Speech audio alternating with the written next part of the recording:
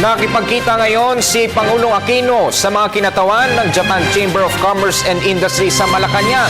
Nais sa mga business executives na palawakin ang kanilang pagnenegosyo sa Pilipinas.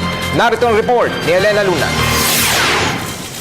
Humarap kay Pangulong Aquino ang mga kinatawan ng Japan Chamber of Commerce and Industry na nasa bansa ngayon para alamin kung paano mapapalawak ang kanilang mga negosyo sa Pilipinas.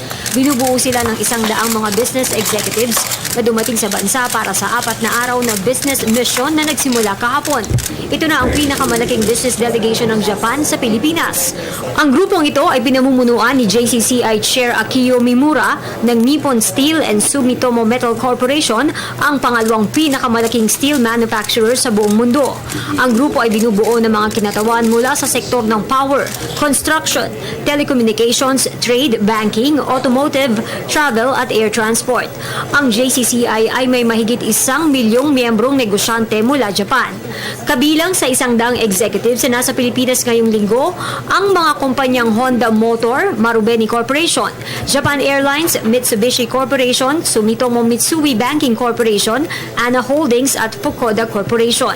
Ang pagbisita nila sa bansa ay isinaayos ng Department of Trade and Industry, Philippine Trade and Investment Center na nakabase sa Tokyo, Japan. Nag-courtesy call din kay Pangulong Aquino ngayong araw sa palasyo ang 2 survivors ng Manila Massacre noong World War II, ang magkapatid na Roderick at Consuelo McMiking Hall. Ayon kay PCD-SPO Undersecretary Manolo Quezon, ang magkapatid lamang ang nabuhay sa kanilang pamilya matapos pugutan ng ulo ng mga Hapon ang kanilang mga kamag-anak.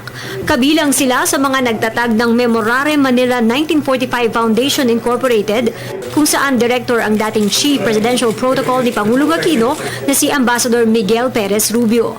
Ang presidente ng foundation na si Ambassador Juan Jose Rocha ay kabilang sa pamilyang unang nagmay-ari ng lupang kinatatayuan ng Palasyo ng Malacanang.